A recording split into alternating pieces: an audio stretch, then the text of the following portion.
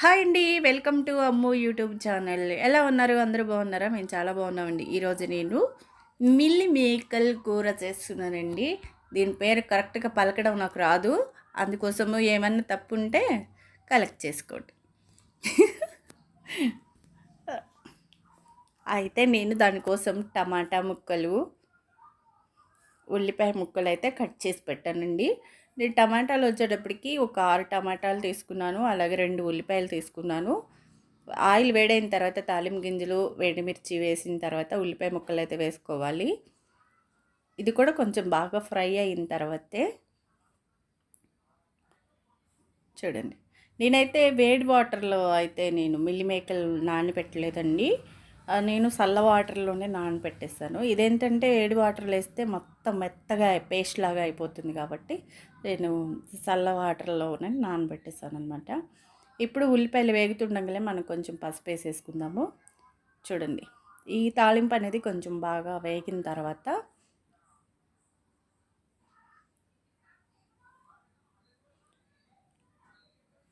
2 రెబ్బలు కరివేపాకు వేసుకోవాలి.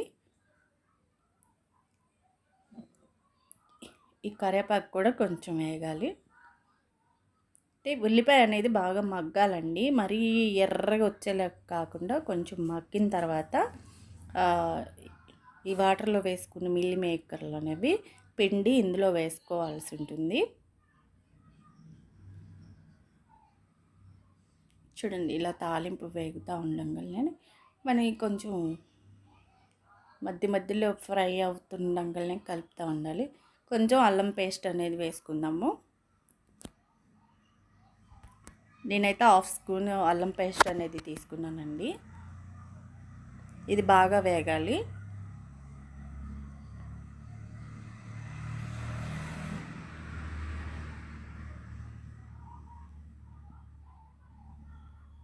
చూడండి, ఇలాగా వేగుతూ ఉండంగానే మనం ఈ వాటర్లో నుంచి ఇవి తీసి గట్టిగా వాటర్ లేకుండా పిండి ఇందులో వేయాలి.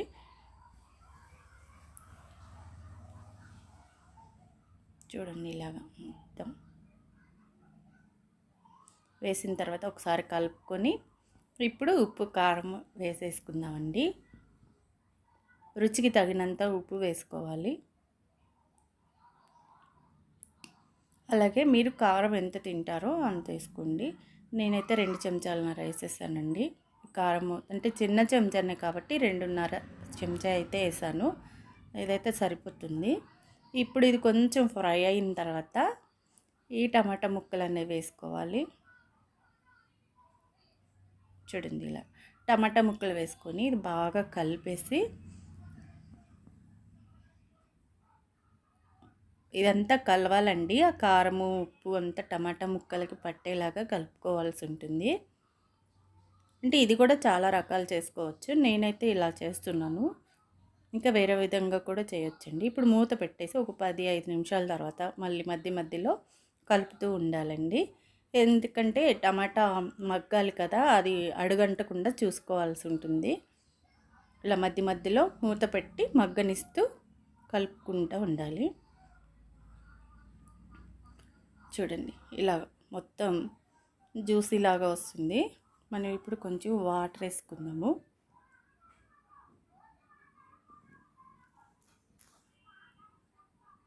ఇక్కడ మధ్యలో కలుపుకుంటూ కొంచెం టమాటా అంతా మగ్గాలి. మగ్గిన తర్వాత కొంచెం వాటర్ వేసుకుందాము. గ్లాస్ ఫుల్గా అయితే తీసుకోలేదండి, హాఫ్ తీసుకున్నాను నేను వాటర్ అనేది. అది సరిపోతుంది. కొంచెం ఎక్కువ గ్రేవీ కావాలంటే గ్లాస్ ఫుల్గా వేసుకోవచ్చు. మనకి ఈ గ్రేవీ అనేది ఎక్కువ అవసరం లేదు కాబట్టి, ఎందుకంటే టమాటా వేసాం కాబట్టి అందులో కూడా గ్రేవీ వస్తుంది కదా, అందుకోసం అయితే కొంచెం వాటర్ వేసాను. ఇది కొంచెం బాగా మరగాలన్నమాట. ఈ వాటర్ అంతా మనం వేసిన వాటర్ అంతా ఇనికిపోయేలాగా, అంటే మరీ ఇనికేలాగా కాకుండా కొంచెం చూడండి ఈ విధంగా అయితే రావాల్సి ఉంటుంది. ఇంకా కొద్దిసేపు మూత పెట్టి మగ్గనిద్దాం. అంటే ఎక్కడ టమాటా పీసెస్ అనేవి కనపడకుండా మగ్గిపోవాలన్నమాట, మెత్తగా అయిపోవాలి. అప్పుడే కూర బాగుంటుంది. అలాగని మరి ఎక్కువసేపు మూత పెట్టేసి అలాగ ఉంచకండి. మధ్యలో కలుపుకుంటూ చూసుకుంటూ ఉండాలన్నమాట. చూడండి, అడుగంటేసిందంటే మనకి మాడు వాసన వచ్చేస్తుంది కదా, అడుగు అంటనీయకుండా మధ్య మధ్యలో కలుపుకుంటూ ఉండాలి.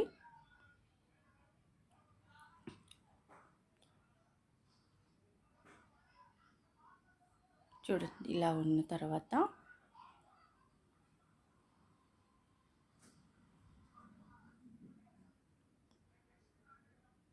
కొంచెం మూత పెట్టేసి ఒక 5 నిమిషాల తర్వాత మళ్ళీ ఒకసారి కలుపుతాం. ఇది ఎందుకు ఇంతసేపు పడుతుందంటే టమాటా పీసెస్ అనేవి బాగా మగ్గిపోవాలి. కొన్ని టమాటాలు అనేవి మగ్గవండి తొందరగా, చాలా లేట్ పడుతుంది. కరెంటు పోయిందండి మాకు, కరెంటు పోయింది, అందుకని ఫోన్ లైట్ వేసి మరీ చేస్తున్నాను. లాస్ట్ చూపించకపోతే బాగోదు కదా, అందుకోసం. అంటే కొంచెం మనము మసాలా వేసుకుందాము. ఇది గరం మసాలా అండి, సరిపోతుంది. కొంచెం అంతా మసాలా వేసుకుంటే ఈ కూర అనేది కొంచెం బాగా టేస్ట్ ఉంటుంది, స్మెల్ కూడా చాలా బాగుంటుందండి.